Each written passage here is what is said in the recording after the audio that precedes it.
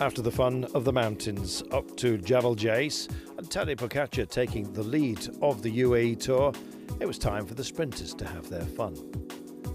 Crosswinds were going to be a feature of the day on this enormous run of 182 kilometres to Al Marjan. Well, it twists and turns all over the place, but largely crosswinds on the day. Echelons guaranteed, but when?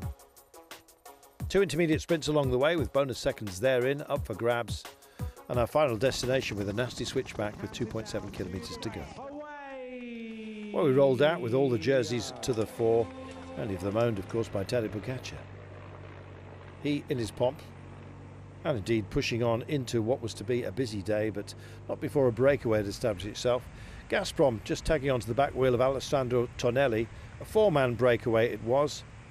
Kuchetkov, Kukula, the Czech champion, both from Gazprom, along with their teammate Dmitry Strakov in the black jersey. Well, crosswinds generated a lot of activity out there, and there were bonus seconds up for grabs. And not least, Tadej Pogačar wanted those bonus seconds, leading this race by only, of course, 2 seconds.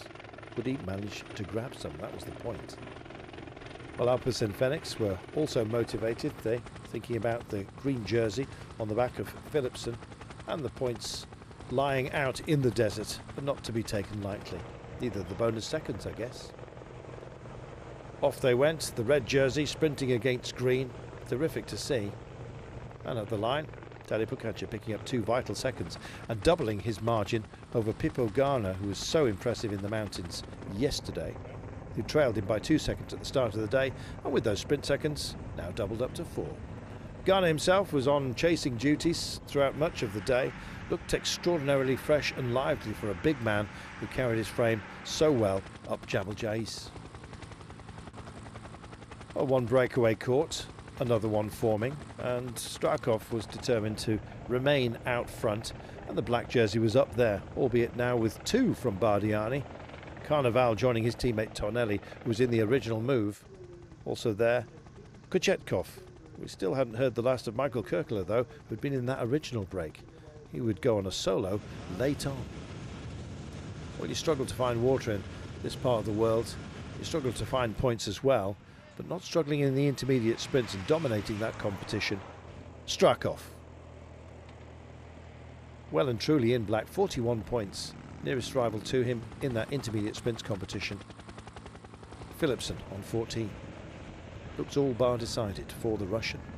So they regathered themselves with 60 kilometres to go, till of course that man again.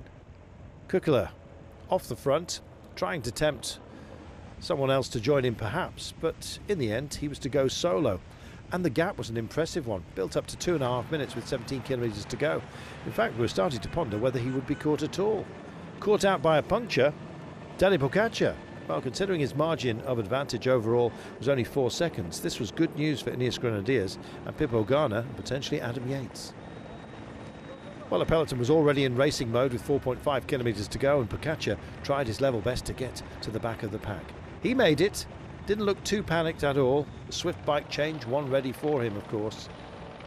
And so he would stay in the lead, heading, of course, into tomorrow's sprint and ultimately Jabal Hafit. 2.9 kilometres from home and a big turn in the offing. They went round the lollipop and we were destined to have a sprint finish. Well, they were leaving it very, very late. All bar Bora Hansgrohe, who set up Sam Bennett. Away he went. Olaf Koy on his wheel in the yellow and black of Jumbo-Visma, and of course the green jersey of Jasper Philipsen. Philipsen went to the centre of the road. Good work too by Malucelli, but in the end it was at Philipsen yet again. Whether it be the intermediate sprints, he was 10th in the time trial, don't forget. Second sprint win for him, and a green jersey upon his back, and it looks like he's going to carry that all the way to the end. Brilliant work. No sign of Mark Cavendish, a mechanical late on, we understand. Mark, of course, having taken a big hit on the road to Jabal Jais, perhaps forgiven for having a day off today. He'll be back sprinting again, I'm sure, tomorrow.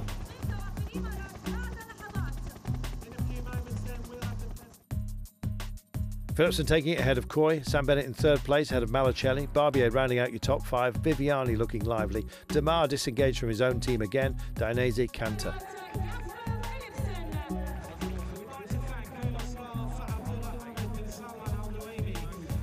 Well, what it's all about is the leader's jersey, and it sits upon the back of Tadej Pogačar. He's faced all kinds of adversity, but seems to be equal to just about everything, and his margin of advantage is indeed 4 seconds as we head for Expo Dubai, another sprinting day on stage 6. So 2 more stages to come. Drama absolutely guaranteed at the UAE Tour. Every single day has provided yet another story. We can't wait for the next chapter.